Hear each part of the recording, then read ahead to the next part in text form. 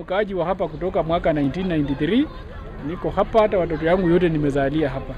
Walisema watajenga nyumba nzuri ya room 3. Kuna maisha magumu sana Kibira kweli, wanataka watu waende kule Bikanti kwenye wamehamisha watu wakapeleka, ambapo kuna watu wengi ambayo hawawezi kumanage maisha ya kule, kwa sababu kule hataweza kulipa nyumba na hataweza kufanya lolote, ambapo itaweza bidi hata akipelekwa kula arudi ili aishi tu Kibira. Hata wakibomoa Kibira yote atengeneze karatasi kidogo, ajenge karatasi ya nylon au analala kwa karatasi.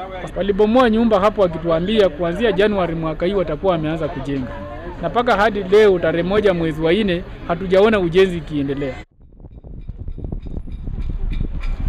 Mimi hata kulingana na akili yangu vile mimi naona, hata mradi ya high-rise yenye unauliza hiyo, nilikuwa hapa hata nikanunua ticket, lakini at last hakuna kitu tulipata, ambapo hata hii nina imani ile pangilio yenye wanataka zile nyumba kujenga itakuwa nyumba mzuri kuliko ya high-rise. Nina haki hakuna mtu kidogo ya Kibira mwenye atachukua hizo nyumba.